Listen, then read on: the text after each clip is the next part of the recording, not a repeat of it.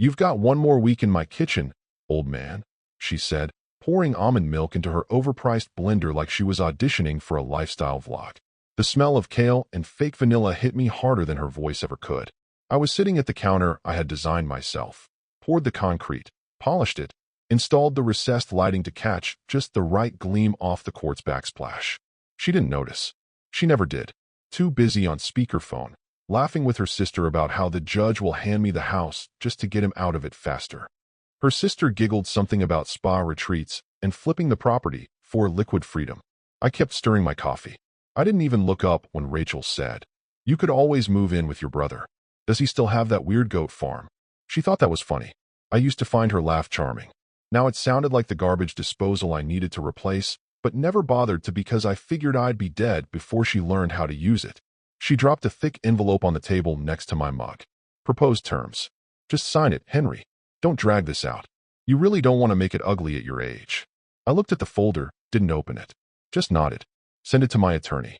She grinned like she'd won a trophy. That's what I thought. What she didn't know, what she never thought to ask, was that she was never on the deed. She assumed, entitled her way into the belief. And to be fair, I let her. She never knew I spent 3 years drafting trust structures, layered undershell LLCs, all legal, all clean, all locked behind timestamped documents she wouldn't recognize even if I stapled them to her yoga mat. I watched her walk away in Lululemon leggings that probably cost more than the vintage drill press she threw out last year because it smelled like oil. The house wasn't in my name, and it damn sure wasn't in hers. Let me pause here to say something quick. If you're still reading this, and you've ever been blindsided by someone who mistook your silence for weakness, subscribe. Over 90% of the people who hear these stories never hit the button, and trust me, it helps more than you know. Keeps this going. Keeps us telling the truth.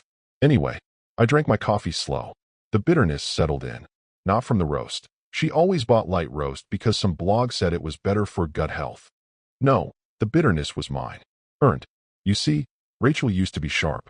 Before she got seduced by empty clout and divorcee TikToks promising freedom through property. She used to walk through this house barefoot, humming along with the creaks in the wood I deliberately left unfinished in the study so it would always feel alive. She used to care about real things. Before the Pilates instructor with the least Porsche told her she deserved more. Now she thought the house was a prize, a reward for enduring the man who built it. But I was never building it for her. I built it to outlast her. After she left that morning, I went to the basement and pulled the old safe key from the hollow beam. The safe hadn't been opened in years. Not because I was hiding anything, because I was waiting.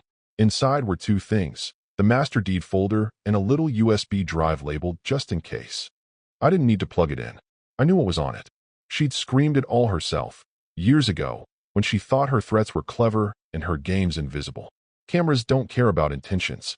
They just record. The thing about women like Rachel, no, people like her, is that they think quiet men are boring. That silence is surrender. But we're not silent because we have nothing to say. We're silent because we're always building. While they perform, we prepare. She wanted a war. What she didn't understand was, I built the battlefield 10 years ago. Let her laugh with her sister. Let her send cocky texts and sip smoothies made with borrowed confidence. She'd have her deposition, and I'd have my witness. The one she thought she paid off. The one who never threw the paperwork away. And by the time she saw who walked through that door, it wouldn't be about the house anymore. It'd be about the lie she built her whole leverage on, and how I dismantled it without ever raising my voice. The conference room smelled like old toner and polished veneer, same as every other space where people with too much to lose pretend they're civil. I sat at the end of the table, suit pressed, watch reset, hands folded. I didn't bother with coffee this time. Didn't need the caffeine. Rachel walked in 15 minutes late, trailing perfume and false confidence. Her nails, freshly manicured, clicked against her tablet as she scrolled, ignoring everyone until her attorney cleared his throat to officially begin. She wore a silk blouse in that off-white color that makes people look expensive, the look she used to save for galas. Now it was her war paint. Let the record show, her attorney began, already smug, that we are here to resolve division of assets in accordance with the dissolution agreement, specifically regarding the residence located at the marital residence. Rachel cut in, smiling like she was handing out party favors, which is, per community property statutes, mine. The court reporter's fingers moved like machine gun fire. I didn't flinch. Her lawyer kept going, confident, voice too loud for the small room. We're here to confirm that the house belongs to Mrs. Whitaker as community property. No contesting, correct? He didn't even ask, he declared it, as if it had already been signed, stamped, delivered. Rachel leaned toward me. You should have left with more dignity, she said. Quiet, like it was just between us. Like she still had power over me. She was enjoying herself. Her legs crossed under the table, toe tapping in rhythm with her anticipation. She thought this was the part where I'd object, where I'd pull some Hail Mary folder out of a briefcase and rant about justice. But all I did was breathe. In through the nose, out through the same spot. My hands didn't move. My expression didn't shift. I kept my eyes on a scratch in the table's lacquer that looked like a crooked V. I counted the seconds between her lawyer's sentences. Henry's lawyer, Michael, a man as calm as an autopsy technician, flipped open his legal pad. No, he said flatly, pen resting on the page. We'll be calling a witness. Rachel blinked. Her lawyer raised an eyebrow. A witness? This isn't a trial, Mr. Darnell. No, Michael replied. But it is a deposition. And depositions allow for evidentiary context, especially when an asset's chain of ownership is in dispute.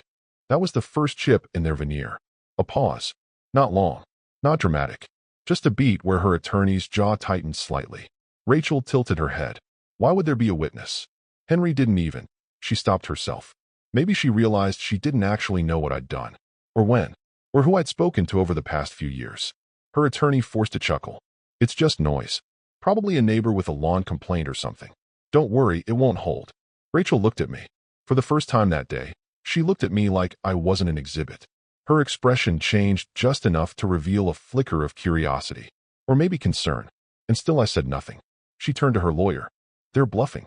He's bluffing. He has to be. He nodded, a little too quickly. Michael calmly gathered a few papers, smoothed the edges, and slid a manila folder across the table. These will be entered into the record along with the witness testimony, he said. You're welcome to review them before she arrives. That word, she, landed hard. Rachel straightened. Who? Witness is listed in the file, Michael replied. Rachel yanked open the folder. I watched her eyes scan the top page. Her pupils darted, then narrowed.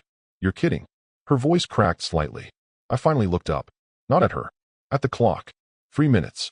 That's how long it would take for the witness to walk from the elevator, down the corridor, and into the room. 3 minutes until Rachel's certainty turned to erosion. Her attorney laughed nervously, trying to recover the mood. Even if you drag some old friend in here, there's no title signed in your name.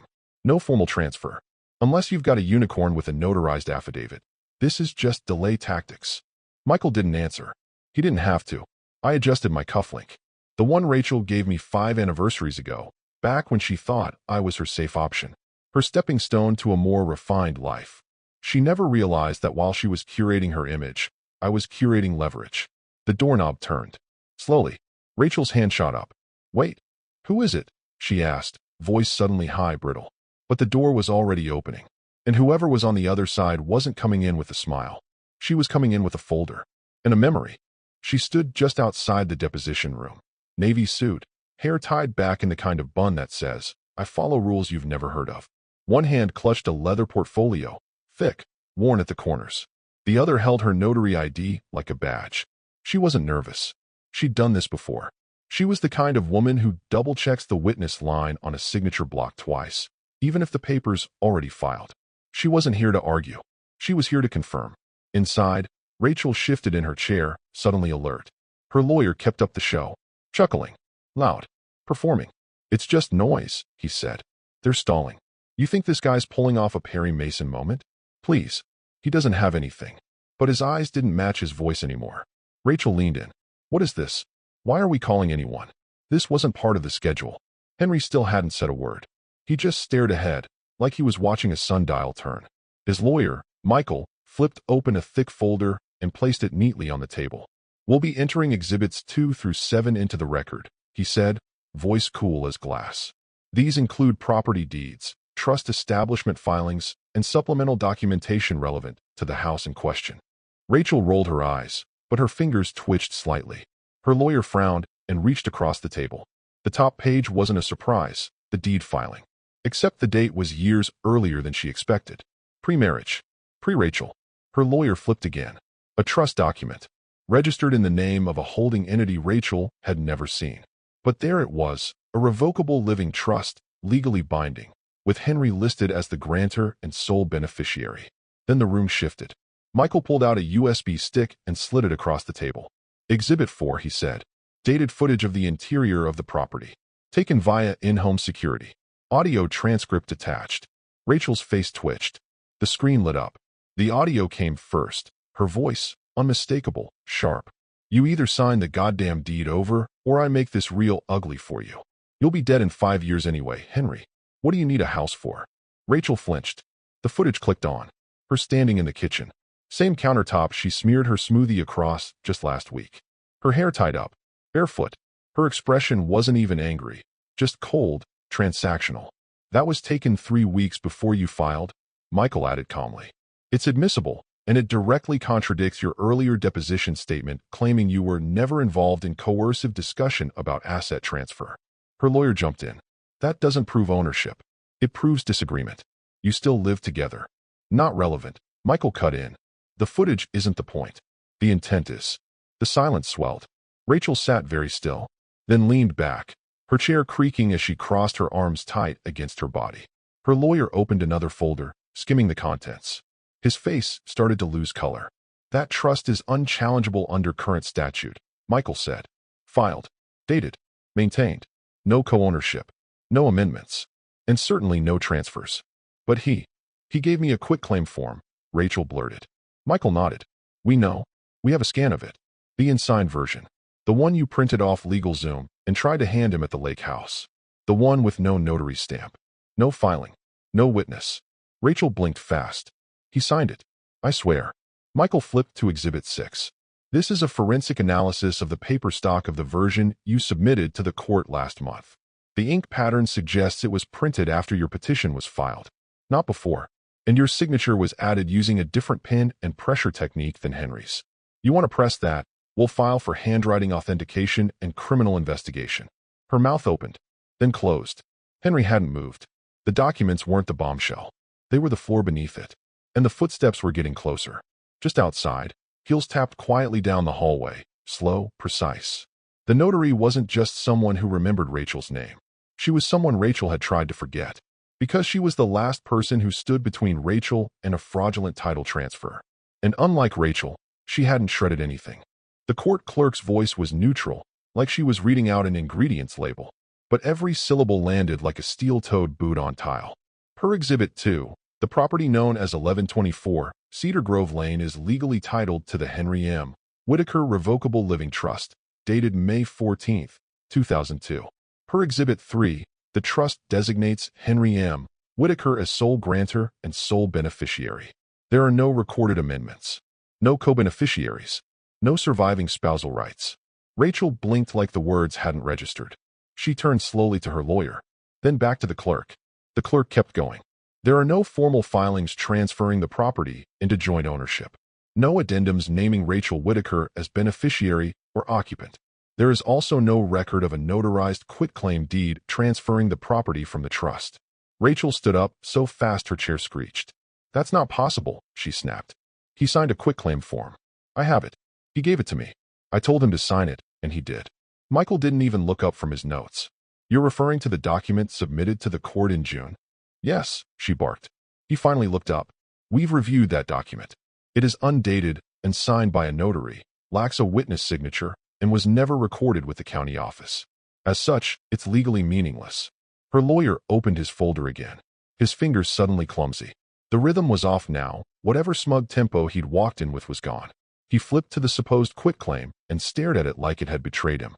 Rachel was pacing now, trying to gather her words like spilled marbles. He gave me the house. He said I could have it. He literally said it. You can't just pretend that didn't happen. Michael calmly responded, We're not pretending. We're citing recordation law. Oral promises don't supersede properly structured trusts. The court clerk added, without inflection, the court recognizes that the property was never transferred.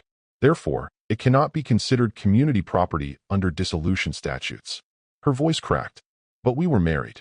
I cooked. I cleaned. This is my home. Michael raised an eyebrow. Mrs. Whitaker, you lived in a home your husband built, titled to a legal trust established before your marriage, funded solely by his premarital assets, maintained solely by his income, and protected under a structure that, until this hearing, you clearly never understood. Rachel looked like she'd just walked into a maze blindfolded. He was supposed to add me. Michael gave a faint, cold smile. He didn't.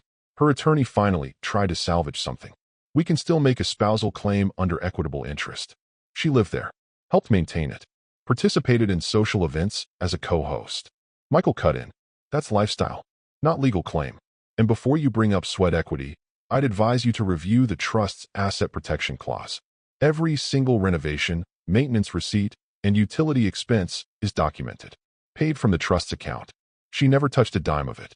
Rachel's mouth opened like she was going to scream, but nothing came out. She sat back down hard, knuckles white on the armrests. It wasn't just that the house wasn't hers. It was that it had never been hers. Not for one day. Not for 1 second. Every yoga mat, every spa robe, every framed sunset photo she hung over the fireplace. None of it had been under her roof. She'd been a guest in a museum she mistook for a legacy. Henry still hadn't spoken. He didn't need to. His silence wasn't absence. It was presence. Waited. Measured. Rachel finally turned to her lawyer, voice trembling now. Do something. He didn't move. Because he was now reading Exhibit 5. And that was when he started to sweat. Michael didn't say a word as he clicked his pen once, then slid a small black remote across the table like it was a pawn in a chess match no one else had realized was still in play. He tapped the end of the USB already plugged into the monitor at the far wall. Exhibit 7, he said. Rachel rolled her eyes, trying to conjure back the confidence she had 20 minutes ago. More fake documents? Michael didn't respond. He just pressed play. The screen went black for a beat. Then the footage loaded. The video was simple, quiet. Just a still shot from a slightly elevated angle. Looking down at the kitchen Rachel loved to call her design. She always bragged about the marble waterfall island, the pendant lights, the open shelving concept that looked great in magazines, but made no sense in real life. Rachel walked into the frame wearing yoga pants and a long hoodie, phone pressed to her ear. Her voice was sharp, purposeful. I don't care what his lawyer says. I'll make sure the judge gives me the house. I'll tell them he's senile, or that he threatened me, or that he's losing it. If he doesn't just disappear quietly, I will make it ugly. The clip paused. Michael looked to the clerk. Note: the date stamp on the recording is April 7th, 9:32 a.m. This precedes the formal filing of the divorce petition by 11 days. The room went still. Rachel's face drained so quickly it was like a sinkhole opened beneath her skin. That's edited. I never. Michael clicked again. Another clip. This one was shorter. Rachel standing by the fridge, speaking to someone just off camera. Probably a friend. He's never even changed the filters on the vents. And he thinks he owns this place? I'll get the house, and then I'll sell it just to make him watch someone else repaint that ugly-ass study.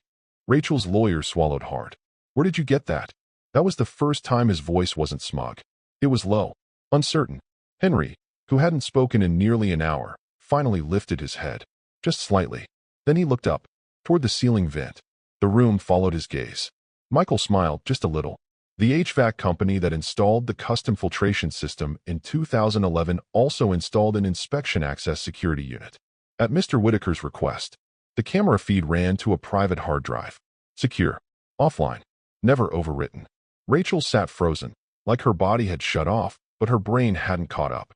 You had me recorded? She croaked. Michael shrugged. You were informed in the general security notice provided to all occupants of the home. Clause 14 of the occupancy waiver, signed upon your move-in. Perhaps you forgot. Her lawyer frantically opened a new folder. He didn't find what he was hoping for. Whatever lifeline he expected, some violation, some leverage, anything, wasn't there. You can't use that. That's private. Michael gestured to the clerk. We're not using private marital conversations.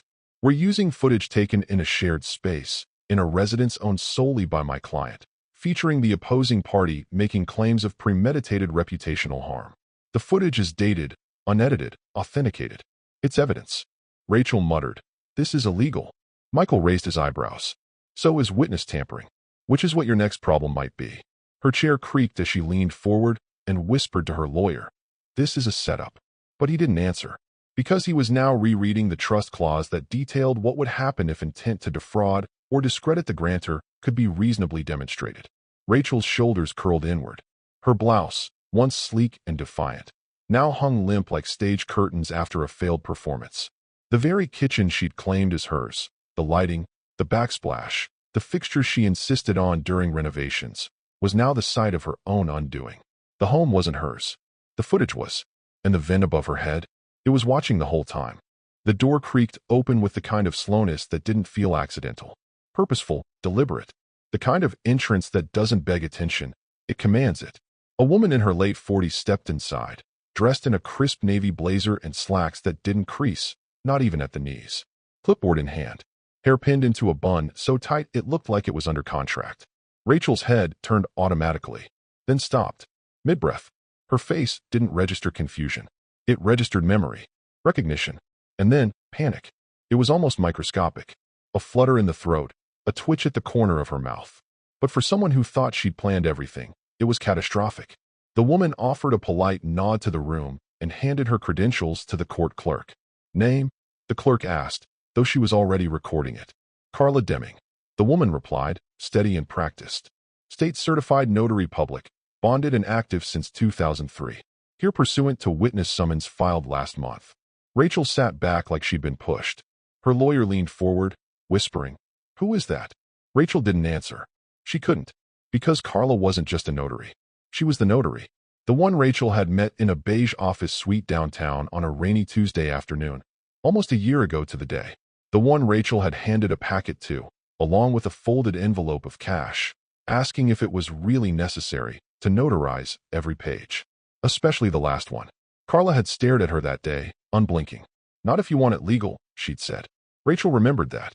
She remembered dismissing her as an uptight paper pusher. She'd left without getting the final page signed. She assumed it didn't matter. She never thought Carla would keep anything. She never thought Carla would remember.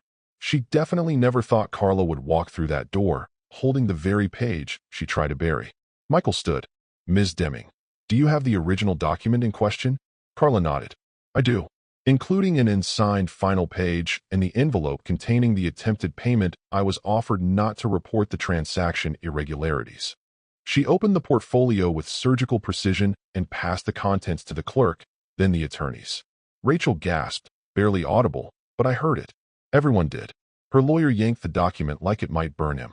Flipped to the last page. Blank. No signature. No stamp. No seal. Carla remained composed. "I filed a memo with the notary board within 72 hours, per legal compliance. I did not notarize the document. I did not destroy the file. I kept it as required by law under suspicion of potential fraud." Michael turned to the judge. This document was submitted to the court previously by the opposing party as evidence of asset transfer. Rachel's lawyer interrupted, voice hoarse. "That doesn't mean she forged anything. It could have been a mistake, an oversight." Carla cut him off. Calm, unshakable. "She offered me $10,000 in cash to notarize a backdated deed. I refused. She told me, quote, 'No one checks stamps anymore. Just pretend you forgot,' end quote." Michael nodded to the clerk. "Please enter that statement into the record." Rachel slammed her hand on the table. "You're lying." Carla didn't flinch. "I'm recorded. Every visit. Every conversation. Standard procedure for sensitive document requests. I brought the audio, time-stamped." Rachel's lawyer shot her a look, half pleading, half furious. "Is this true?" Rachel shook her head. I didn't mean to." "She's twisting it." Carla closed the portfolio. "I have no opinion on intent. I just keep records." That sentence landed like a final verdict. Because Carla wasn't dramatic. She wasn't emotional. She didn't need to be. She was unimpeachable, certified, documented, and she was everything Rachel couldn't manipulate. The room tilted on its axis. Not literally, but you could feel the shift. The air got thicker, denser. Rachel sat motionless, jaw clenched so tight her teeth probably ached. I didn't smile. I didn't gloat. I just looked at the signature line, still empty. She thought that page would be her victory. Instead, it was her alibi's death certificate. And Carla? Carla just walked back to her chair and waited, like this was nothing more than a Tuesday. The leather folder lay open like a confession booth on the table, its contents stacked too neatly, too orderly for what they held. Rachel's lawyer, who'd swaggered in just an hour earlier like a man on a victory lap, was now hunched over page after page, his forehead creased, jaw tight, as if each new document physically weighed more than the last. He flipped the first page, a notarized affidavit, signed and dated by Carla, testifying that she was asked, off the record and off the books, to falsify a deed transfer by the woman now sitting stone still across the table. Second page, a printed, time-stamped email from Carla to the Regional Notary Board. Subject line: refusal to execute suspected fraudulent real estate transfer. Dated 6 months prior. Third page, a notarized incident report. Filed and scanned. Describing the exact conversation with Rachel. Verbatim. Rachel lunged forward like she could physically pull the lie off the page. "This is fake," she snapped, voice raw. "You made this up. This isn't even. This can't be real." Carla, still seated, didn't blink. "You offered me $10,000 to notarize a falsified property transfer. I didn't accept." The words weren't dramatic. There was no heat in them. Just the slow, suffocating chill of truth wrapped in law. There's a certain kind of dread that comes not from being yelled at, but from being spoken to without emotion. That was Carla. Rachel turned to her attorney, desperate. "Say something. This is nothing. It doesn't prove anything." "Right." But he didn't speak. His fingers traced the edge of the affidavit like he was hoping to find a typo, a misprint, anything. He flipped back and forth between pages, skimming for inconsistencies, scanning for lifelines. There were none. The silence spread like ink in water. Her lawyer finally looked up, not at Rachel, but at Michael. "What else do you have?" Michael shrugged slightly. "That's enough for now." Rachel's lawyer leaned back, exhaling through his nose. His voice was a whisper. "She signed nothing. Tried to bribe a notary. Fabricated evidence. Submitted it to the court." He wasn't asking. He was summarizing, trying to take the sting out of it by stating it plainly. Rachel shot him a look, betrayed, furious. "You're supposed to be my lawyer." He glanced at her. "You didn't tell me you attempted to falsify the deed." She looked like she'd been slapped. "I didn't think I needed to," she muttered. "She never notarized it." Michael stepped in then, smooth as ever. "Intent is enough, counselor. And she's documented. Your client approached a state-certified notary and attempted to bribe her into executing a fraudulent document that would have transferred trust-protected property into her name under false pretense. That, combined with the security footage, the witness testimony, and the lack of any legally valid transfer record." He trailed off. The implication hung in the air. Fraud, tampering, perjury. Rachel's lawyer stared down at the folder.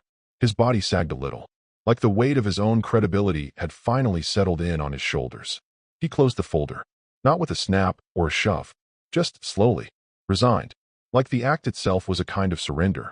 Rachel was still blinking, her mouth half open. Her skin had lost all color. Her lips were dry, eyes flicking between everyone in the room like someone might suddenly offer her a reset button. No one did.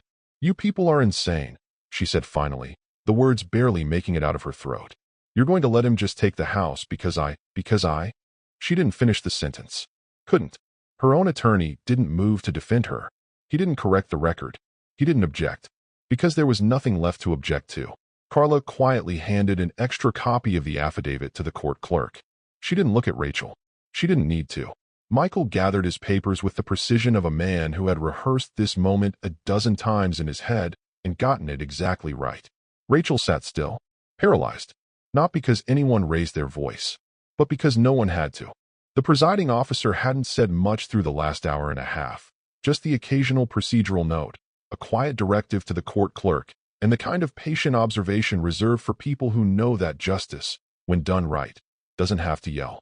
But now, she finally leaned forward, steepling her fingers over a stack of deposition schedules and court transcripts. "Mrs. Whitaker," she said, her voice perfectly even. "Given the evidence presented, you have two options.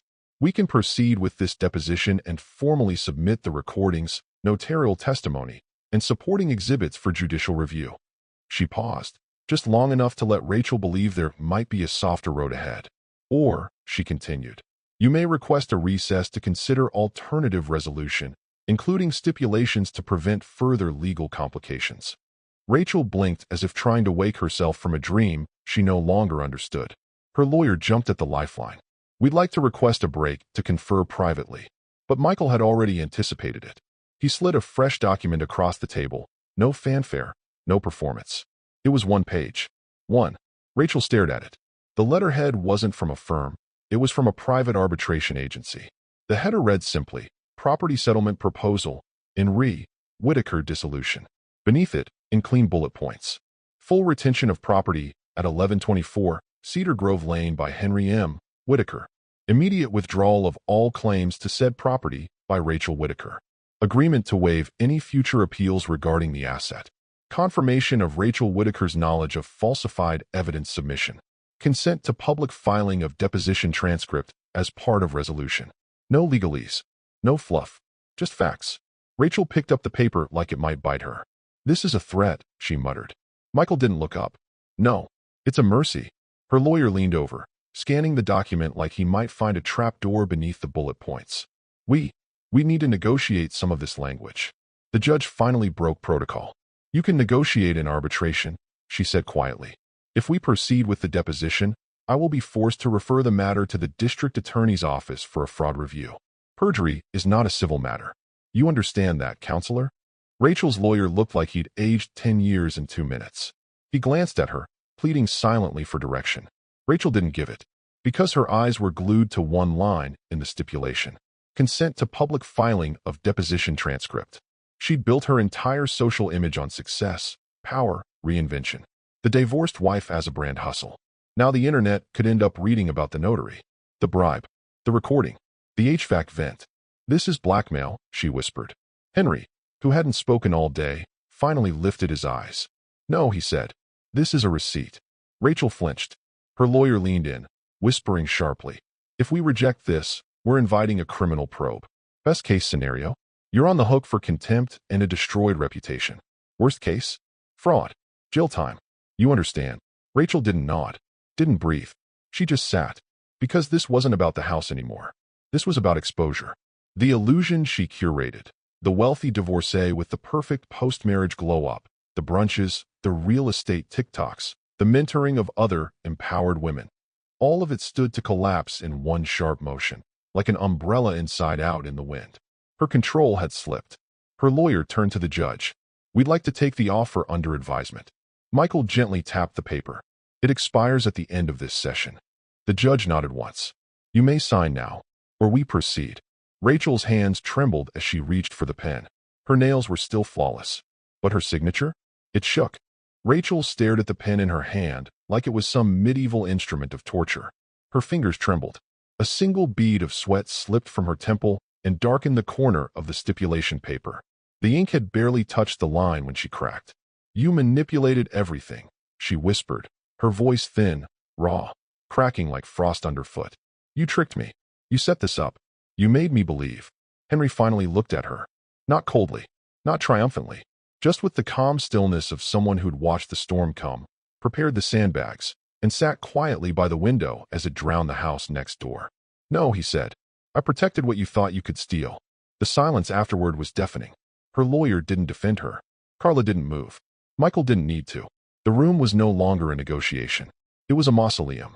Rachel slowly signed her name, each letter shakier than the last. The pen dragged like an anchor across that page.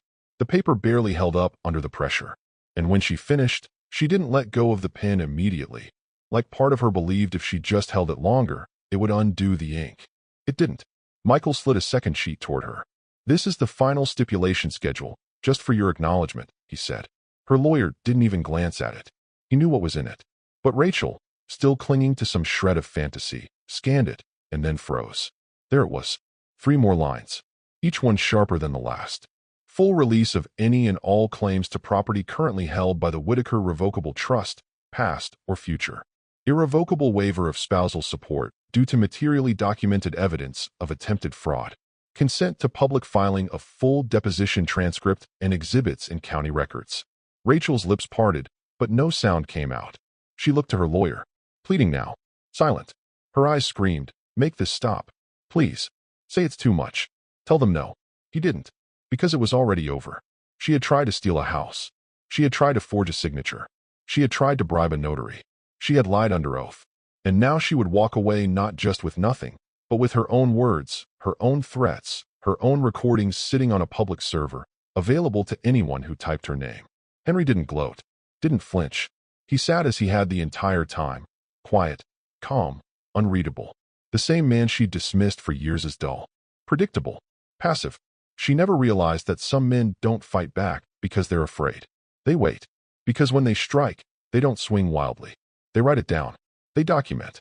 They build the blow, brick by brick, clause by clause. She had called him boring. She hadn't realized he was the architect of her end. When the second signature was done, she dropped the pen.